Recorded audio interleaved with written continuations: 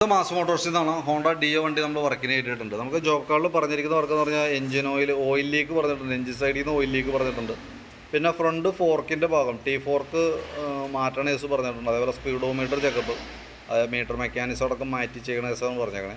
പിന്നെ key set മാറ്റാം. ഇത്ര കേസാണ് ജോബ് കാർഡിൽ പറഞ്ഞിരിക്കുന്ന വർക്ക്. അപ്പോൾ നമ്മൾ വണ്ടി ഫോർക്ക് അസംബ്ലി മാറ്റാനൊക്കെ ആയിട്ട് കയറ്റിയിട്ടുണ്ട്. ഇതാണ് നമ്മുടെ പഴയ ഫോർക്ക് അസംബ്ലി ഇതാണ്.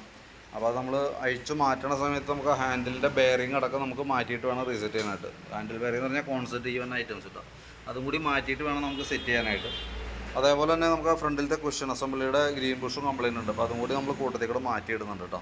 പിന്നെ കീ സെറ്റ് മാറുന്ന കേസ് പറഞ്ഞിട്ടുണ്ട്. കീ സെറ്റ് മാറ്റാൻ വേണ്ടി നമ്മൾ അഴിച്ചിട്ടുണ്ട്. പിന്നെ അതേപോലെ നമുക്ക് അതിൻ്റെ വണ്ടി ഇപ്പോൾ നോക്കുന്ന സമയത്ത് അതിൻ്റെ ബ്രേക്കിൻ്റെ കേബിളുകളൊക്കെ ഓൾറെഡി കംപ്ലൈൻറ്റ് ഉണ്ട്. അതേപോലെ സ്പീഡോമീറ്റർ അസംബ്ലി മാർട്ടിനേഴ്സ് പറഞ്ഞിട്ടുണ്ട്. സ്പീഡോമീറ്റർ അസംബ്ലി എന്ന് പറഞ്ഞാൽ മെക്കാനിസം ഫുള്ളായിട്ട് മാർട്ടിനേഴ്സ് പറഞ്ഞാണ്. അതായത് ഈ മെക്കാനിസം ഫുള്ളായിട്ട്. അപ്പോൾ അത് മീറ്റർ മെക്കാനിസം അതിൻ്റെ കേബിള് വീലിൻ്റെ ഉള്ളിൽ വരുന്ന ക്രൗണ് പിരിഞ്ഞിട്ട് അപ്പോൾ അത് ആ സെറ്റ് മാറ്റി കഴിഞ്ഞാൽ ആ ഭാഗം ക്ലിയറായി പോയിക്കോളും. പിന്നെ പറഞ്ഞേക്കണ കേസ് കീ സെറ്റ് നമ്മൾ കൂട്ടത്തിൽ മാറ്റി വിടുന്നുണ്ട്. പിന്നെ നമ്മൾ വണ്ടി വർക്കിന് കയറ്റിയിട്ട് നമ്മൾ ചെക്ക് ചെയ്യുന്ന സമയത്ത് അതിൻ്റെ ഈ ബ്രേക്കിൻ്റെ കേബിളുകളൊക്കെ ഓൾറെഡി പൊട്ടിയിരിക്കുന്നുണ്ട്. ഇത് ഫ്രണ്ട് ബ്രേക്കിൻ്റെ കേബിളാണ്.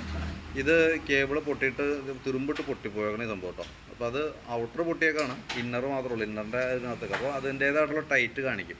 അപ്പോൾ ബ്രേക്കിൻ്റെ കേബിളുള്ളൂ, ഫ്രണ്ടിലത്തെ 2 ബ്രേക്ക് കേബിളും കംപ്ലൈൻ്റ് ഉണ്ട്. അതേപോലെ തന്നെ ബാക്കിലേക്ക് പോണ ബ്രേക്കിൻ്റെ കേബിളും ഈ സൈഡ് പൊട്ടിയിരിക്കണം കേട്ടോ. അപ്പോൾ ബ്രേക്ക് ക്ലിയർ ആവണമെന്നുണ്ടെങ്കിൽ അപ്പോൾ നമ്മളിപ്പോൾ അഴിച്ചിപ്പോൾ കയറ്റുമ്പോൾ എന്തെങ്കിലും സ്വാഭാവികമായിട്ട് നമുക്ക് ബ്രേക്ക് സ്റ്റക്കായ പോലെ ഫീൽ ചെയ്യും. കാരണം കേബിൾ മാറ്റാണ്ട് കയറ്റി ബ്രേക്ക് ക്യാമൊക്കെ എന്തെങ്കിലും നമ്മൾ അഴിച്ച് ഗ്രീസ് ചെയ്യും. ഇപ്പോൾ ക്യാം അസംബ്ലിയൊക്കെ നമ്മൾ അഴിച്ച് ഫുള്ളായിട്ട് ഗ്രീസ് ചെയ്തിട്ട് കയറ്റുള്ളൂ. പക്ഷേ ഈ കേബിൾ പഴയ തന്നെ ഇടണമെന്നുണ്ടെങ്കിൽ ടൈറ്റ് കാണിക്കും. കാരണം ഔട്ടർ വലിഞ്ഞേക്കാണ്, ഇന്നർ ടൈറ്റ് ആവും. അപ്പോൾ അത് മാറ്റിയിടാണെങ്കിൽ അതാണ് ഏറ്റവും ബെറ്റർ കേട്ടോ. അപ്പോൾ മാറ്റുമ്പോൾ 3 കേബിളുകൾ മാറ്റിയിടാം. അപ്പോൾ ആ ബ്രേക്ക് ക്ലിയറായി പോയിക്കോളും. പിന്നെ വണ്ടിക്ക് എഞ്ചിൻ ഓയിൽ ലീക്കിൻ്റെ കേസ് പറഞ്ഞിട്ടുണ്ട്.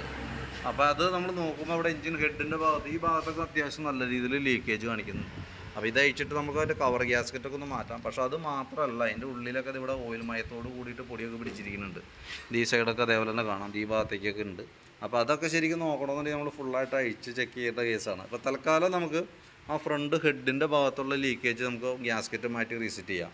കൂടുതലായിട്ട് ലീക്കേജ് ഉണ്ടെങ്കിൽ നമുക്കത് ഫുള്ളായിട്ട് കവർ അഴിച്ച് ചെക്ക് ചെയ്ത് എവിടെ നിന്നാണോ കംപ്ലയിൻറ്റ് അത് മാറ്റിയാലാണ് 100% ക്ലിയർ ആവുള്ളൂ. ഇപ്പോൾ ഇവിടെ വന്ന ഈ ഓയിൽ കുറച്ച് ബാക്കിലേക്കൊക്കെ വരും, ആ സ്പ്രെഡ് ആവും ഹീറ്റ് ആവുന്നതിനൊക്കെ അനുസരിച്ചിട്ട്. അപ്പോൾ ആ പ്രോബ്ലം അതൊരുവിധം അത് മാറ്റി കഴിയുമ്പോൾ സോൾവ് ആയിക്കോളും. ബാക്കിയത്തെ ഈ പറഞ്ഞ 100% ലീക്കിൻ്റെ കേസ് നോക്കണമെന്നുണ്ടെങ്കിൽ ഫുള്ളായിട്ട് നമുക്ക് അതിൻ്റെ എഞ്ചിൻ ഇറക്കിയിട്ട് അതിൻ്റെ കവറിങ്ങൊക്കെ നോക്കി എവിടെ നിന്നാണ് പ്രോബ്ലം എന്ന് നോക്കി അത് പരിഹരിച്ച് കൊടുത്താലും അത് 100% ഓയിൽ ലീക്ക് മാറ്റാനായിട്ട് നമുക്ക് പറ്റുള്ളൂ കേട്ടോ. അപ്പോൾ ഇതാണ് മെയിനായിട്ടുള്ളത്. പിന്നെ അതേപോലെ തന്നെ ഫ്രണ്ട് മൺഗാർഡിൻ്റെ കേസൊന്നും പറഞ്ഞിട്ടില്ല. പക്ഷേ ഫ്രണ്ട് മൺഗാർഡ് മൊത്തം പൊട്ടിയിരിക്കണം കേട്ടോ. ഈ സൈഡ് പൊട്ടിപ്പോയിട്ടുണ്ട്. അതിൻ്റെ മുകളിൽ പിടിപ്പിക്കുന്ന ഭാഗം പൊട്ടിപ്പോയേക്കാണ്. ആ പൊട്ടിയിട്ട് ഒടിഞ്ഞ പീസാണ് ഇരിക്കുന്നത് കേട്ടോ. അത് കമ്പിയൊക്കെ ഇട്ട് കെട്ടി വെച്ചാണ്. പിന്നെ ഈ സൈഡിലും മൊത്തം പൊട്ടിയൊക്കെ ഇരിക്കണേ. അപ്പോൾ കൂട്ടത്തിക്കടെ ഈ മൺഗാർഡും കൂടി അങ്ങോട്ട് മാറ്റി കയറ്റാണെങ്കിൽ ഉണ്ടല്ലോ, ഇപ്പോൾ ഫ്രണ്ട് മൺഗാർഡും കൂടി അങ്ങോട്ട് മാറ്റി കയറ്റാണെങ്കിൽ പ്രത്യേകിച്ച് ഒരു പണിയും ഫ്രണ്ടിൽ പിന്നെ വരാനില്ല.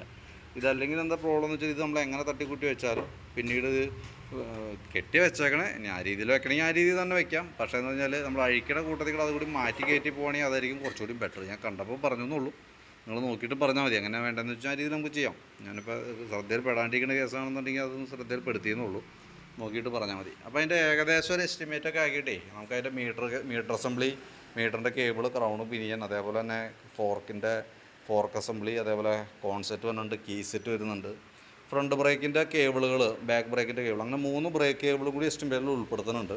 ബാക്കിലത്തെ ബ്രേക്സ് കുറച്ചും കൂടി അഡ്ജസ്റ്റ് ചെയ്യാൻ കാണുന്നുണ്ട്. അപ്പോൾ കേബിൾ മാറ്റുമ്പോൾ നമ്മളത് അഴിച്ച് നോക്കാം. കൂടുതലായിട്ട് എന്തെങ്കിലും കൂടുതൽ എന്തെങ്കിലും ഉണ്ടെങ്കിൽ ബ്രേക്ക് ലൈനർ കൂടി മാറ്റിയിടാനായിരിക്കും കുറച്ചുകൂടി ബെറ്റർ. ഇതെല്ലാം പിന്നെ എഞ്ചിൻ്റെ ഓയിൽ ലീക്കിൻ്റെ കേസ് അതും കൂടെയൊക്കെ ഉൾപ്പെടുത്തിയിട്ടുള്ളൊരു എസ്റ്റിമേറ്റ് ഞാൻ പ്രിപ്പയർ ചെയ്യാൻ ഡീറ്റെയിൽസ് വാട്സാപ്പിലേക്ക് ഇടാം കേട്ടോ. വീഡിയോ കണ്ടു കഴിയുമ്പോൾ നോക്കിയിട്ടൊന്ന് റിപ്ലൈ ഇടണേ, കാരണം അതനുസരിച്ചിട്ട് വേണം നമുക്കത് വർക്ക് കംപ്ലീറ്റ് ചെയ്യാനായിട്ട്. ഓക്കെ.